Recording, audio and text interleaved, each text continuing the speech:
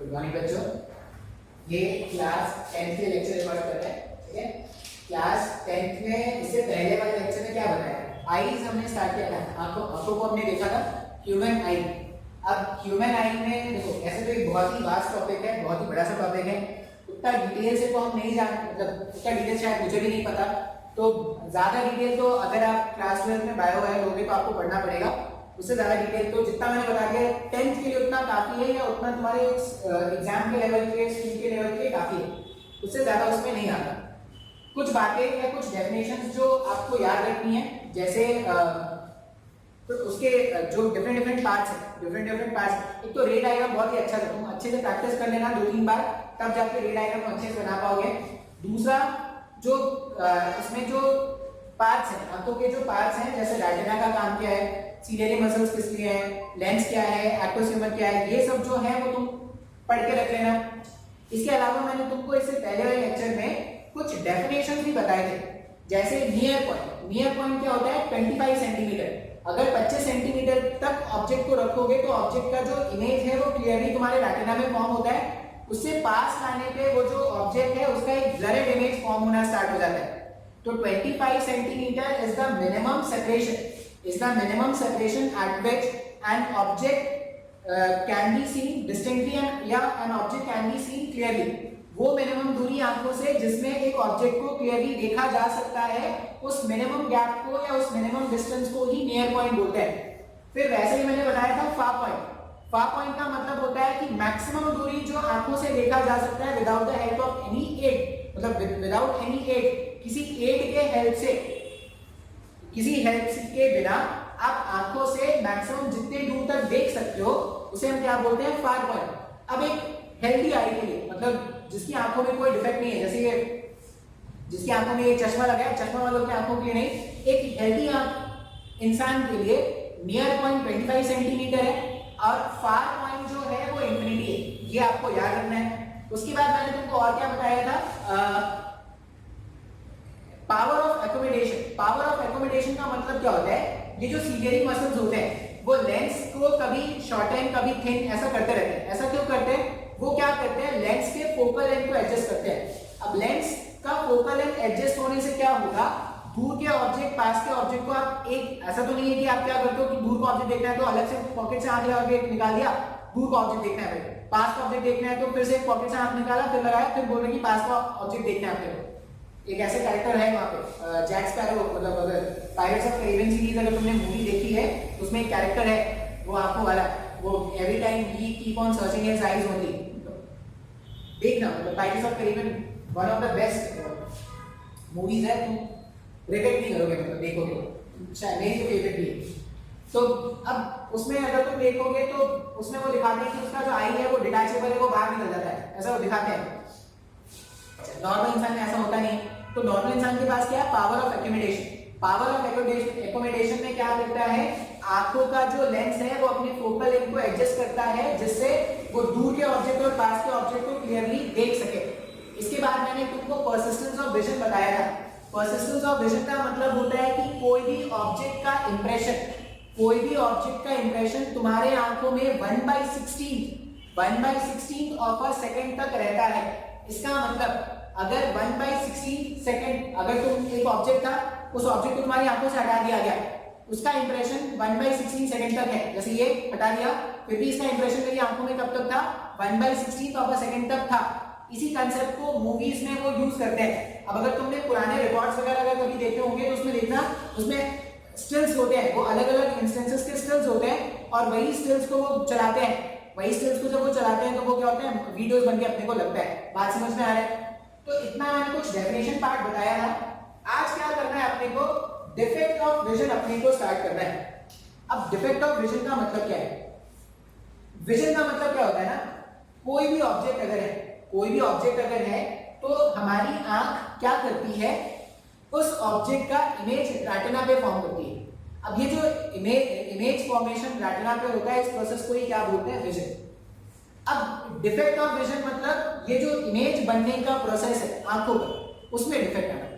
तो अपने को डिफेक्ट ऑफ विजन पढ़ना है, मतलब जो ऑब्जेक्ट का इमेज रेटिना में बनने वाला है उसमें क्या डिफेक्ट आने वाला है, वो हम क्या करने वाले हैं, पढ़ने वाले हैं।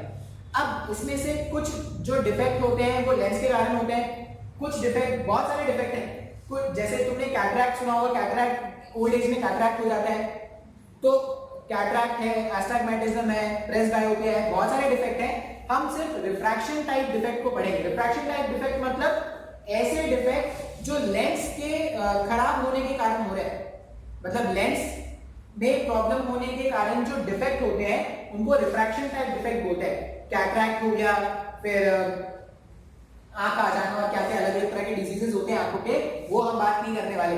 बात समझ में आ रहा है? बेसिकली हमारे पास सिलेबस में क्या होता है, मायोपिया, हाइपरमेट्रोपिया और थोड़ा बहुत प्रेस बायोपिया, और एस्टिग्मेटिज्म क्या होता है ये थोड़ा बहुत बता दूंगा, लेकिन इसका कोई काम का नहीं होता, ठीक है। तो अगर मैं स्टार्ट करूं, अब स्टार्ट करते हैं, उसके लिए क्या करना है ना, पहले अपने को डायग्राम बनाना पड़ेगा।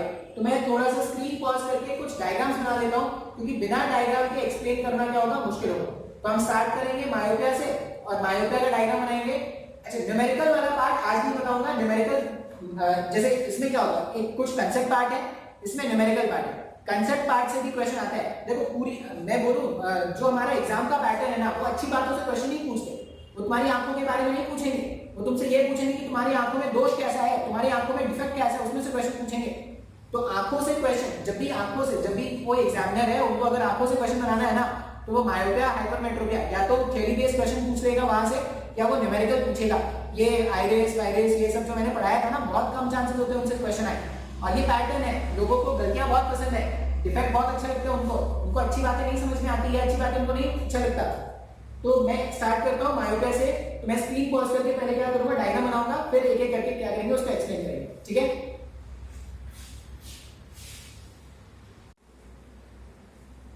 स्टार्ट करते हैं, ठीक है। अच्छा, ये थोड़ा जो व्हाइट बोर्ड है थोड़ा हरा हरा दिख रहा होगा तो, लेकिन ये जरूरी था, मतलब व्हाइट बोर्ड छोटा है और एक डायग्राम पॉसिबल नहीं था एक बार में सब कुछ बना दो। फिर भी जितना भी हटा है मैंने लिख दिया है, मतलब जितना इसमें आ पाया मैंने अपना लिख दिया है। जो भी व्हाइट बोर्ड में लिखा है ना, जो भी लिखा है, पहला काम आप क्या करोगे, लेक्चर आगे देखने से पहले आपको क्या करना है, स्क्रीन पॉज करके हूबहू वैसा ही बनाना है जैसा लिखा हुआ, ठीक है। हूबहू ये बनाना है, मतलब ये नहीं कि पेज को आधा कर दिया, इधर एक साइड ये लिख रहे हैं, एक साइड ये लिख रहे हैं। ये पहले डायग्राम बना लेना, पहले ये डायग्राम बना लेना, फिर ये लिखना, ठीक है। तो पहला काम तो यही करना है, आपको लेक्चर देखने से पहले आपको ये डायग्राम बना लेना, और ये जो कंसेप्ट मैंने लिखा है वो आपको लिख लेना है। अब इसमें और भी मैं कुछ लिखाऊंगा, लेकिन वो बाद में देखेंगे। स्क्रीन पॉज करेंगे और नोट कर लेंगे। कर लिया गया? अगर स्क्रीन पॉज करके नोट कर लिया है तो अब ध्यान से देखना स्टार्ट करेंगे। अब ये मायोपिया, हाइपरमेट्रोपिया, प्रेस बायोपिया, ये सब शायद ना तुमने अपने लोअर क्लासेस में भी पढ़ रखा है। लोअर क्लासेस में भी डिफेक्ट ऑफ विजन के नाम से ये सब क्या करते हैं, पढ़ाते हैं। अब यहाँ पर अगर देखोगे तो सबसे पहले मैंने स्टार्ट किया है मायोपिया। अब मायोपिया का मतलब होता है नियर साइटेडनेस। मायोपिया के और नाम क्या है, नियर साइटेडनेस या शॉर्ट साइटेडनेस। इसका मतलब ये होता है शॉर्ट साइटेडनेस, मतलब नियर साइटेडनेस या शॉर्ट साइटेडनेस का मतलब होता है कि पास की चीजों को आप आराम से देख सकते हो। जो भी ऑब्जेक्ट पास में रखा हुआ है उसको उसके विजन में आपको प्रॉब्लम नहीं होगा। नियर साइटेडनेस का मतलब है पास में रखे हुए ऑब्जेक्ट को देखने में कोई प्रॉब्लम नहीं होता है।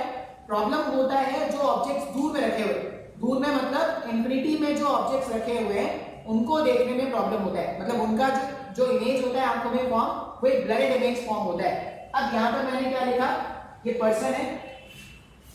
नियर साइटेडनेस मतलब person is able to see nearby objects clearly, पास के ऑब्जेक्ट्स को साफ साफ देखा जा सकता है, but is not able to see far away object, लेकिन वो जो दूर के ऑब्जेक्ट्स हैं उसको वो क्लियरली नहीं देख सकता। बात समझ में आ रही है? यही डेफिनेशन है शॉर्ट साइटेडनेस का, मतलब पास की चीजों को देख लो, दूर की चीजें जो है ब्लरिड दिख रही है।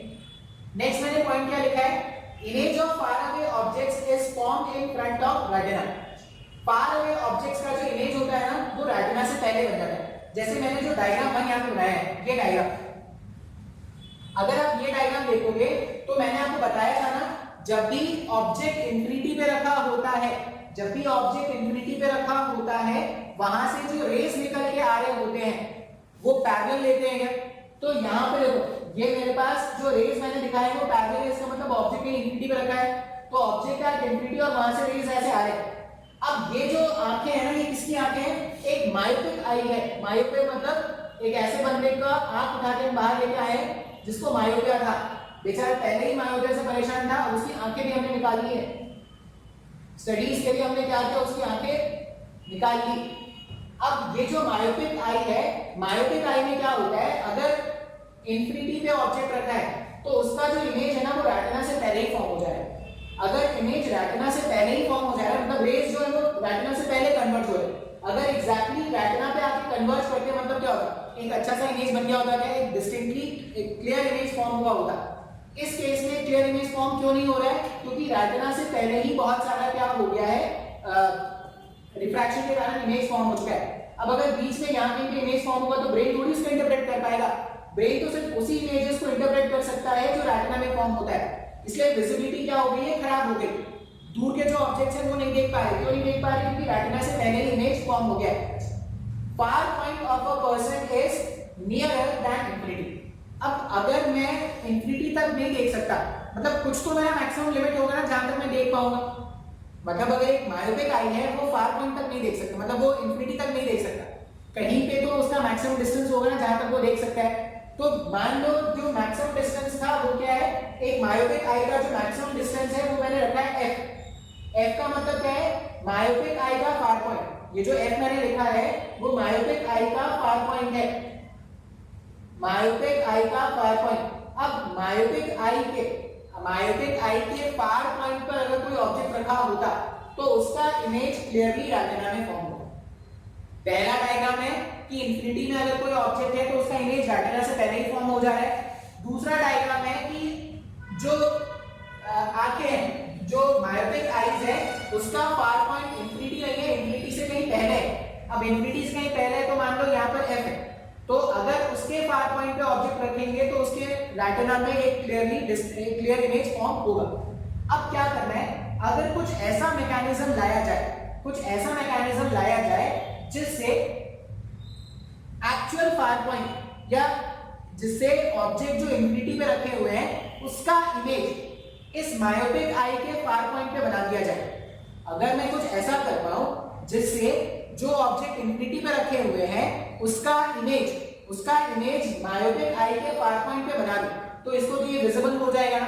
जो इंफिनिटी पे रखा था ऑब्जेक्ट उसका इमेज अगर मैं यहाँ पे बना दूंगा तो ये देख पाएगा। क्यों, क्योंकि इसके फार पॉइंट पे अगर कोई ऑब्जेक्ट रखा है तब वो उसका जो आई लेंस है वो उसमें क्या करेगा, फोकस करके रेटिना में इमेज बना सकता है। तो करेक्शन में हम क्या करेंगे, जो ऑब्जेक्ट इंफिनिटी पे रखा हुआ है अगर मुझे उस मायोपिक आई को वो ऑब्जेक्ट दिखाना है तो उस ऑब्जेक्ट का जो इंफिनिटी पे रखा हुआ है ना उसका image far point of myopic eye पे बना देंगे। अब जैसे ही far point of myopic eye पर इमेज बन गया तो ये इसको करेक्टली देख सकता है क्या। अब ये करने के लिए हमें क्या करना पड़ेगा, लेंस का हेल्प लेना पड़ेगा। तो कौन सा हेल्प लेते हैं इसके करेक्शन में, इसके करेक्शन में हम क्या करेंगे, इसके करेक्शन में हम लेते हैं कॉनकेव लेंस।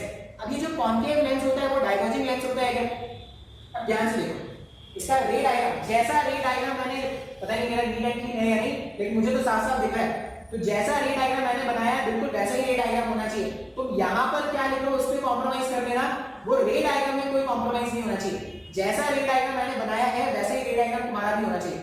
अब यहाँ पर ध्यान से देखो, रेज पैरेलल ऐसे आ रहे थे, रेज जो पैरेलल थे वो ऐसे आ रहे थे। अब मैंने क्या कर दिया ना, आंखों से पहले कॉनकेव लेंस लगा दिया।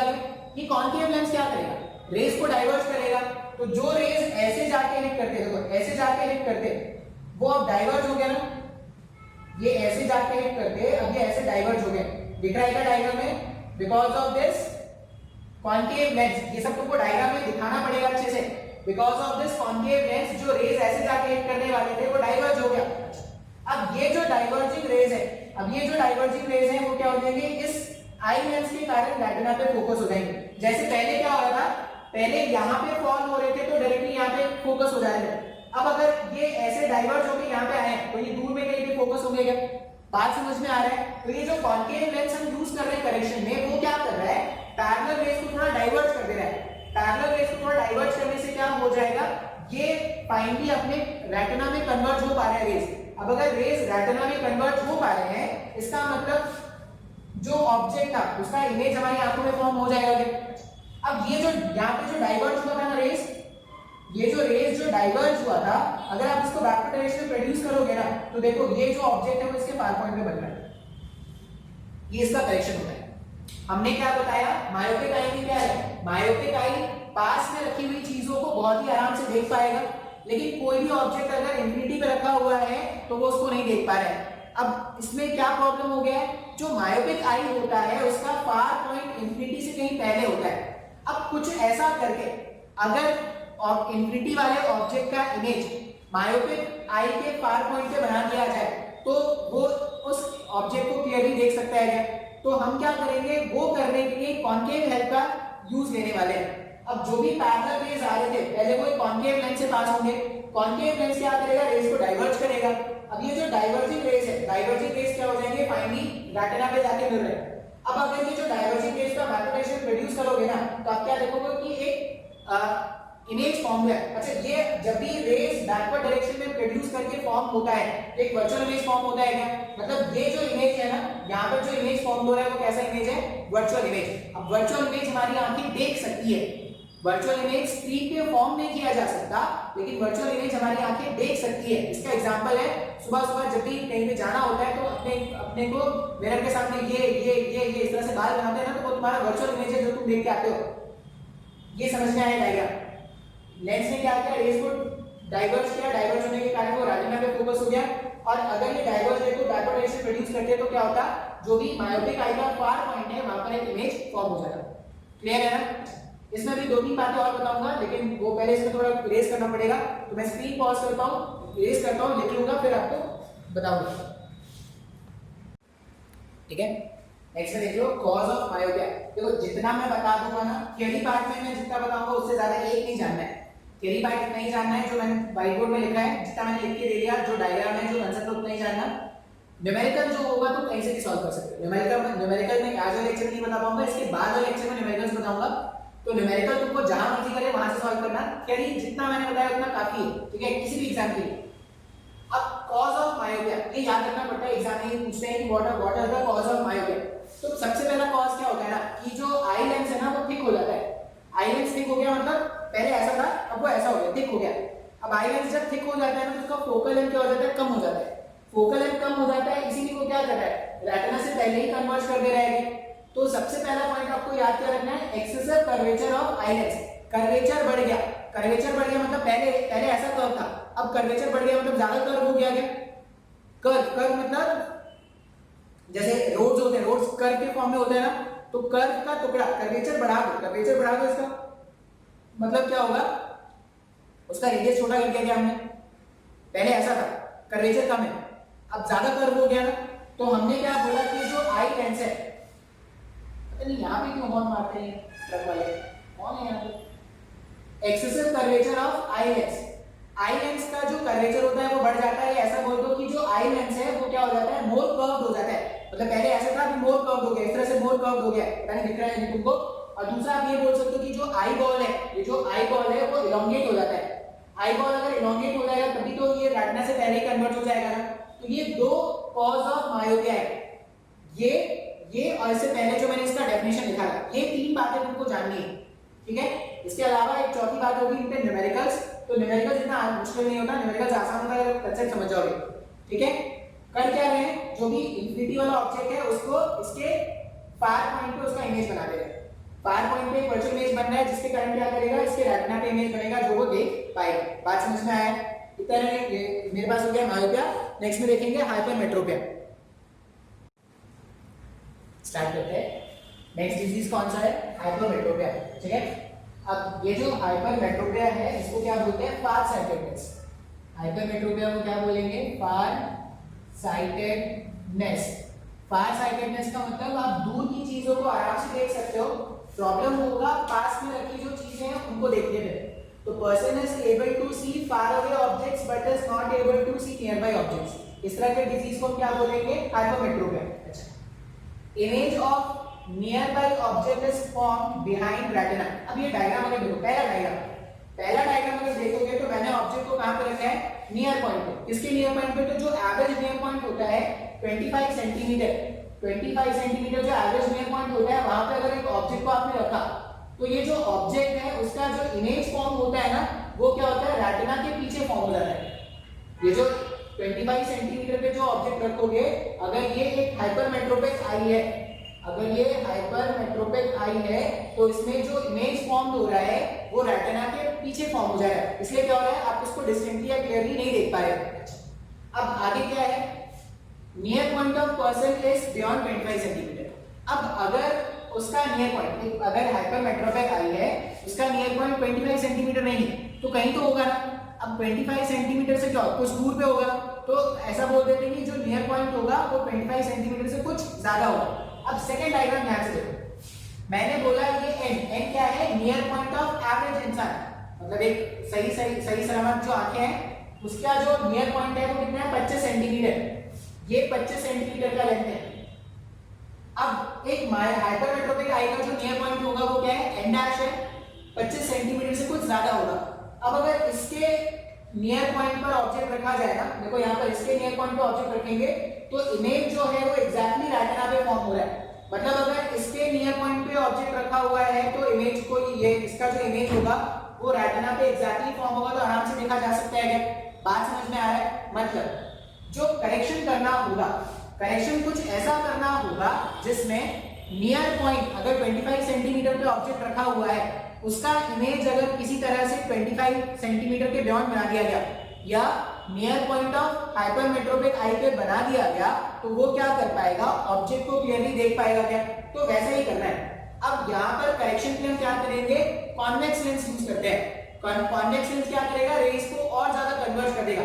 जैसे ये क्या होता है, बाद में कहीं पे कन्वर्ज हो रहे थे ना, अगर बाद में कहीं पे कन्वर्ज हो रहे थे तो अपन क्या करेंगे, एक लेंस काफी नहीं था कन्वर्ज करने के लिए, तो एक और लेंस लगा देंगे कन्वर्ज करने वाला। तो कुछ लेंस कुछ यहाँ पे कन्वर्ज होगा, कुछ यहाँ पे कन्वर्ज होगा, फाइनली वो क्या हो जाएगा, रेटिना पे मीट करेगा, तो वहां पे इमेज फॉर्म हो जाएगा। जैसे ऑब्जेक्ट यहाँ पे रखा है, ऑब्जेक्ट जो है वो नियर पॉइंट पे रखा है, ये मोटा है 25 सेंटीमीटर, ये लेंथ है, ये दोनों अलग अलग, ठीक है।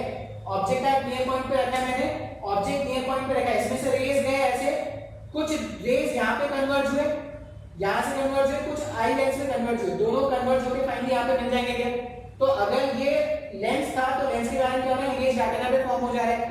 और ये जो लेंस है, ये लेंस क्या करेगा, इस ऑब्जेक्ट का एक वर्चुअल इमेज, यहाँ पे भी रेज को बैकलाइट प्रोड्यूस करके बना रहे हैं, तो एक वर्चुअल इमेज एन डैश पे बना देगा। अब जैसे ही इस ऑब्जेक्ट का एक वर्चुअल इमेज एन डैश पे बन गया, तो क्या होगा, ऑब्जेक्ट को जो एन पे जो ऑब्जेक्ट रखा है उसका इमेज अगर एन डैश पे बन जाए तो आप उस ऑब्जेक्ट को देख सकते हो। क्या, तो इस तरह से हम क्या करेंगे, करेक्शन करेंगे। अब आपको पॉइंट्स याद क्या रखना है, यहाँ पर पर्सन जो होगा, अगर वो हाइपरमेट्रोपिया, अगर उसको हाइपरमेट्रोपिया है किसी इंसान को, तो वो क्या कर सकता है, पास की चीजों को देखने में उसको प्रॉब्लम है और दूर की चीजों को आराम से देख सकता है। Image of near by object is found behind the retina, diagram से दिख रहा है, और near point of the person is beyond 25 centimetre, ये अपने आप को भी साफ साफ दिख रहा है। ठीक है, इसके अलावा और भी एक दो डिफेक्ट्स है। प्रेस बायोपिया बिल्कुल हाइपरमेट्रोपिया जैसा है, उसको ओल्ड एज हाइपरमेट्रोपिया बोलते हैं। तो नेक्स्ट क्लास में देखेंगे, ठीक है। कितने हैं देखो, इसमें इंपॉर्टेंट क्या है, ये जो डायग्राम है, जिस हिसाब से मैंने डायग्राम बनाया है, जैसे मुझे मेरा डायग्राम बहुत नीट एंड क्लियर लग रहा है, ये ज्यादा इंपॉर्टेंट। अच्छा, इसमें कॉज एक बता देते हैं, कॉज ऑफ हाइपरमेट्रोपिया देख लो क्या होता है। अगर आप कॉज ऑफ हाइपरमेट्रोपिया देखोगे तो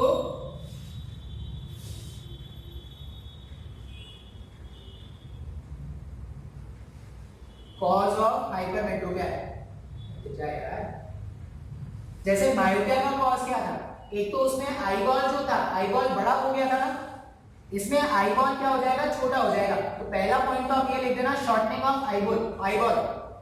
कॉज अगर मैं लिखूं, कॉज ऑफ हाइपरमेट्रोपिया,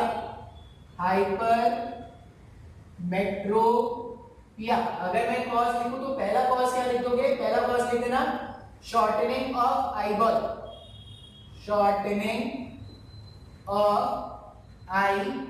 आईबॉल क्या हो जाएगा, छोटा हो जाएगा, इससे क्या हो रहा है, दूर में जाके कन्वर्ज कर रहा है। और दूसरा फोकल लेंथ में वहां पे क्या हुआ था, वहां पे लेंस थिक हो गया था, वहां पे लेंस थिक हो गया, इसलिए फोकल लेंथ क्या हो गया, कम हो गया था।